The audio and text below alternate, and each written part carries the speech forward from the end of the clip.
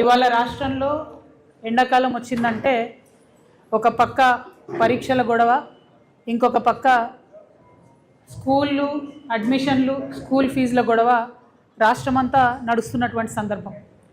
మరి ఇవాళ మన తెలంగాణ రాష్ట్రంలో చూసుకున్నట్టయితే మొత్తంగా 39,641 పాఠశాలలు ఉన్నాయి. మొత్తంగా తెలంగాణ రాష్ట్రంలో 39,641 పాఠశాలలు ఉన్నాయి. దీంట్లో 62.36 అంటే 62,36,000 మంది విద్యార్థులు చదువుతూ ఉన్నారు. ఈ 39,641లో ప్రభుత్వ పాఠశాలలు 27,581 ప్రభుత్వ పాఠశాలలు ఉంటే ప్రైవేటు పాఠశాలలు 12,061 పాఠశాలలు ప్రైవేట్ ఉన్నాయి. మొత్తం 62 లక్షల మంది విద్యార్థుల్లో ప్రభుత్వంలో 24,32,000 మంది చదివితే ప్రైవేటు పాఠశాలల్లో 38,000 మంది చదువుతూ ఉన్నారు. అంటే ఇది కేవలం 1 నుంచి 10వ తరగతి విద్యార్థుల సంఖ్యను మాత్రమే నేను రాష్ట్ర ప్రజలకు తెలియజేస్తూ ఉన్నాను. అంటే ఈ రాష్ట్రంలో 12,000 పాఠశాలలు ఉంటే అందులో 38 లక్షల మంది విద్యార్థులు 1 నుంచి 10th క్లాస్ వాళ్ళు ప్రైవేట్లో చదువుతూ ఉన్నారు. మరి ప్రైవేటు పాఠశాలలు అందులో రకరకాలు ఉన్నాయి. ఒక 350 పాఠశాలలు ఐసిఎస్సి, సిబిఎస్సి, ఐబీ, ఆక్స్ఫర్డ్ ఇట్లాంటి స్పెషలైజేషన్, మాంటెసరీ ఇవన్నీ చెప్పేటటువంటి ఒక 350 పాఠశాలలు ఉంటే అందులో దాదాపుగా ఒక 3 లక్షల మంది పిల్లలు చదువుతూ ఉన్నారు. ఇంకొక 1,500 ఏమో నారాయణ, చైతన్య, కృష్ణవేణి ఇట్లా రకరకాల పేర్లతో ఇప్పుడు వచ్చే నార్త్ స్కూల్, ఐలెను, బిలెను ఇవన్నీ ఒక కార్పొరేట్ విద్యా సంస్థలు. అంటే ఒక్కొక్క సంస్థకు 100 స్కూళ్ళు, 150 స్కూళ్ళు ఉన్నటువంటి పెద్ద విద్యా సంస్థలు ఒక 1,500 ఉన్నాయి. అందులో దాదాపు 5 లక్షల మంది పిల్లలు కూడా చదువుతున్నారు. ఇక మిగతా పిల్లలందరూ ఈ చిన్న 12,000 పాఠశాలల్లో చదువుతున్నటువంటి పరిస్థితి. ఎందుకు ఇవి చెప్తా ఉన్నామంటే ఇందులో మళ్ళీ ఒక స్పెషల్ స్కూల్స్ ఉంటాయి. ఒక 236 పాఠశాలలు మాత్రం ప్రైవేటులో వాటిని బడ్జెట్ స్కూల్స్ అంటారు. ఈ 236 పాఠశాలల్లో అంటే జిల్లాకు ఒక 10 ఉండొచ్చు. ఆ పాఠశాలల్లో ప్రభుత్వం ఏం చేస్తుందంటే ఎస్సీ, ఎస్టీ విద్యార్థులకు ప్రతి విద్యార్థికి 42,000 రూపాయలు పే చేసి రాష్ట్రం మొత్తంలో ఒక 30,000 మందికి మాత్రం 42,000తో చదువు చెప్పిస్తుంటుంది అన్నమాట.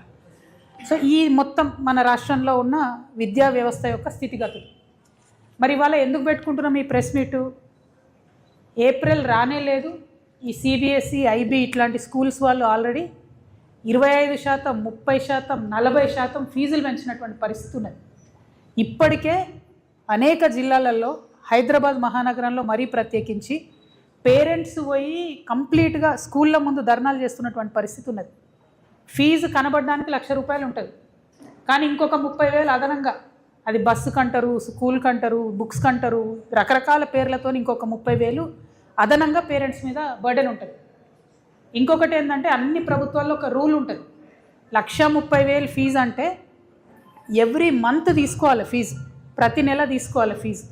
కానీ ప్రైవేట్ పాఠశాలలు ఏం చేస్తాయి? ఫోర్స్ చేస్తాయి పేరెంట్స్ని, మీరు 60% అప్ ఫ్రంట్ ఫస్ట్ కట్టేసేయండి. అంటే ఒక పేద మధ్యతరగతి ఉద్యోగికి భార్యాభర్త ఇద్దరు చేస్తే కూడా కుటుంబం వెళ్ళడం ఇబ్బందిగా ఉన్నటువంటి ఒక చిన్న కుటుంబంలో 60% ఫీజు అంటే 60,000 రూపాయలు ఒకటేసారి కట్టాలి స్కూల్ కంటే నిజంగా దేవుడు కనబడే పరిస్థితి ఉన్నది అలా తెలంగాణ రాష్ట్రంలో. ఈ విషయాల మీదనే, ఈ అంశాల మీదనే రేవంత్ రెడ్డి గారు పదే బీఆర్ఎస్ గవర్నమెంట్ అప్పుడు ఉన్నప్పుడు క్రిటిసైజ్ చేసి మీరు ఫీ నియంత్రణ చేయండి అని చెప్పిండ్రు.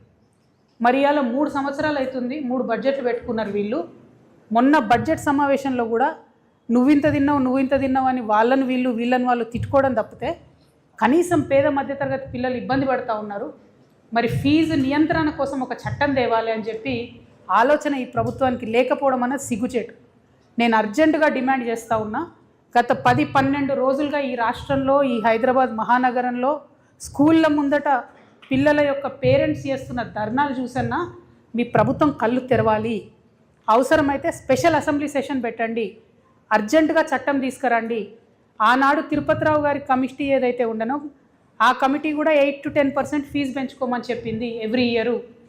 ఇప్పుడు కొత్తగా మీరు చేసినటువంటి విద్యా కమిషన్ రిపోర్ట్లో ఆ రిపోర్ట్ అంతా దరిద్రంగా ఉంది, ఏం బాగాలేదు.